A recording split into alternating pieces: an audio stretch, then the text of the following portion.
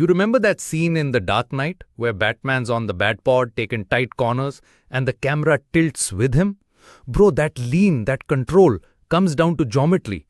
Now imagine trying that same move with a bar that's too low for your arms or mirrors that show everything except the road behind. Welcome to the real world of stock ergonomic stuff. Exactly, mate. Like trying to play Smoke on the Water on a badly tuned guitar. You can, but it just doesn't sing, does it? Yep, and that's today's thumping topic on Man Motorcycle Garage. We're diving deep into something every classic 350 rider eventually runs into: handlebar and mirror mods. Not just for show, mind you. We're talking posture, visibility, and ride comfort. Stuff that makes the difference between just reached home and I could have gone another 100. So if your wrists are hurting, your back stiff, or your mirrors are basically shoulder selfies, this one's for you. So let's fix that triangle: your seat, your bars, and your soul. Grinning. Alright, let's get into it. This is Man Motorcycle Garage. I'm Adi. And I'm Chris. Time to tweak that cockpit, boys. You're listening to the only show that believes comfort ain't a compromise. It's an upgrade. Let's ride. So, rewind to last December, right? I just finished this 280-kilometer ride from Coimbatore to Munnar. Weather was perfect, bike was purring, but man, my upper back felt like I'd done 50 push-ups wrong. Not because of the distance, but because of the bloody stock handlebar. Like, look, I love the classic 350 for what it is. That slow, torquey, hard thumb kind of ride. But stock bars, they're this middle ground design. Neither too high nor flat enough. And if you're a 6-footer like me, that slight hunch starts to bite after a couple hours. Now I know what you're thinking. Just live with it, bro, it's a classic. But why, macha? Why suffer when you can tweak a few here and there and ride like butter on dosa? I first switched to 25 risers. Cost me, 1500 rupees? Instant change, bro. That extra inch helps straighten my back a bit. Still not perfect, so I later swapped the bar entirely for this mild touring style one from Art of Motorcycles. Slightly taller with more sweep. 2200 rupees.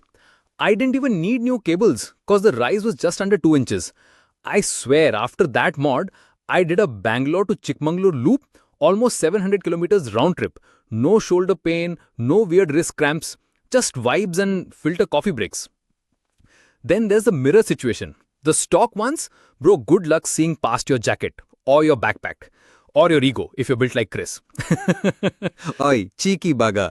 I do have broad shoulders, but yeah, I get what you mean. You spend half your time shifting your elbow just to peek at the rear view. Kinda defeats the point in it. Exactly. I tried bar and mirrors first. Looked sexy, no doubt.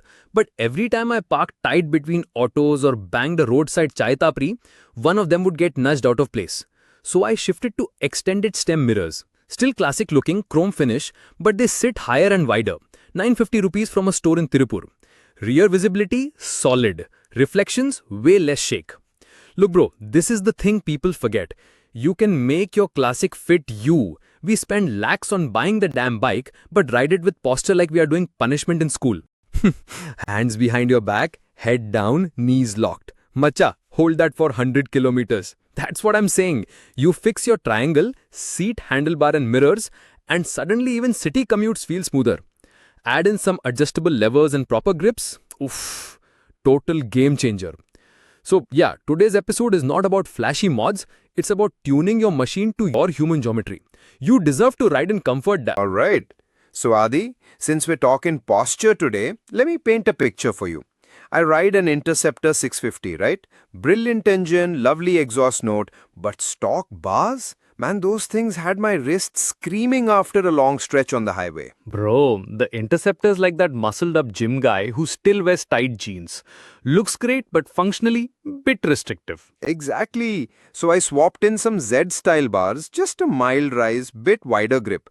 I tell you, it opened up my chest, changed the whole riding feel. No more tucking in like I'm doing a bloody yoga asana mid-ride. Bro, that's a great point. Most folks think ergonomics is about comfort, but it's also about control. Wider stance, better leverage, smoother turns. especially when you're dodging cows and potholes. Mate, one time I was riding through Ooty, this cow just casually walks onto the road, zero fear like it owns the joint. I braked, swerved, and the way the bar gave me control, I swear old Chris would have kissed the tarmac. Tamil Nadu cows, they got more confidence than influencers. True, right? But back to the point, these bar and mirror mods aren't vanity, they're real world upgrades. Even with bar and mirrors, yeah? I had a set from Moto Gadget, foldable ones, very clean look. But like you said, they're not for tight city parking. Or if you've got a pillion, your passenger moves, their bags blocking your view. That's why those extended OEM style mirrors are underrated, functional as hell. Agreed. Though I've got a cheeky hack, mate, I added a small convex blind spot mirror on my bar end setup. 250 rupees. Changed the game. Oh, nice man. I use those on my old Thunderbird 350. You angle them right and you can see your rear wheel and what's behind you. It's like having rear radar without the tech. Now, speaking of tech, what's your take on vibration dampened mirrors? 100% worth it if you're into long rides, especially on the Classic's long stroke motor. At 90 kmph, that thump gets real buzzy. The right mirrors keep your vision clear. I got a set with rubber isolators for rupees 1200 and they've held up for almost 2 years. That's the thing, innit? These aren't massive upgrades. You don't need to blow 10 grand. Just 1,000 rupees here, 2,000 there, and suddenly you've got a ride that feels made for you. Facts, bro. That's the kind of stuff we want this show to be about. Not Instagram flash, but real comfort for real riders. So whether you're cruising around Mysore Palace or filtering through Bangalore traffic, take care of your triangle, mate. Spoken like a true ergonomics evangelist, da. It's my calling, mate. And that. Alright, let's land this baby. If you're riding a Classic 350, whether it's the newer G platform or even the older UCE, you already know it's built to be cruised. But just because it's meant for long rides doesn't mean it fits you out of the box. Exactly. It's like buying a ready-made shirt. Might look good, but you still need a tailor if you want it to feel right. Boom. Well said.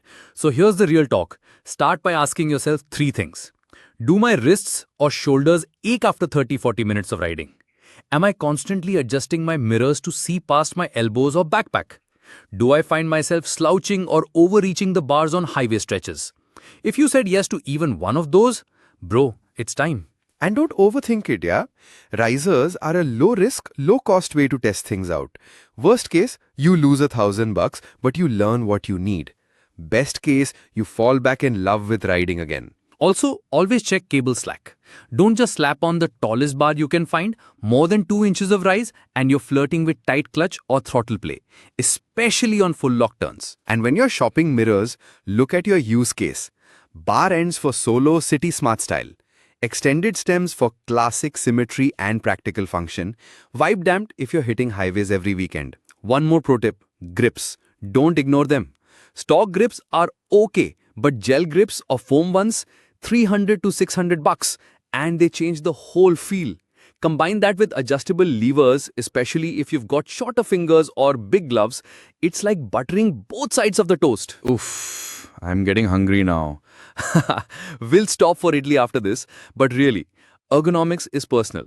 It's not about making the bike look better on a reel, it's about feeling better in real life. And honestly, when your posture's sorted and you're not constantly shifting around trying to get comfy, you just enjoy the ride more. That's it, bro. That's why we ride in the first place. Not to suffer, to feel good, to thump with flow. You know, I still remember my first long ride on the Classic, Chennai to Pondi. Young, broke and stubborn. Stock bar, stock seat, stock mirrors. At the end of the ride, I didn't know what hurt more, my lower back or my self-respect. Mate, same for me. I did Brighton to Lake District on my Interceptor before I swapped the bars. Thought I was being hardcore. Turns out I was just being sore. Grinning. But here's the thing, you go through that once and you learn. Biking teaches you 2 things real quick, humility and tools. The bike doesn't care about your ego, only your setup. Couldn't agree more. And if there's one takeaway from today, don't wait till your wrists scream or your mirrors show you more jacket than junction. Start with small changes. Ride more comfortably, ride more confidently. Yeah, man. And as always, share your hot stories with us. We love hearing what worked, what didn't, and what made your ride better. tag us at Man Motorcycle Garage. We might even feature your setup next episode. And if you're stuck choosing between risers or new bars or don't know what mirrors will fit your crash guard setup, drop us a message. We'll help you out, rider to rider. Until next time, remember this. Your bike isn't just a machine. It's an extension of your body. So make it fit like your favorite pair of jeans. But maybe without the holes and the oil stains, eh? Or with them if you're a real thumper romantic. This is Man Motorcycle Garage. Where comfort meets character. Ride safe, ride smart. And don't forget to check your mirror, not just for traffic, but for the guy smiling behind that helmet. Catch you on the next ride.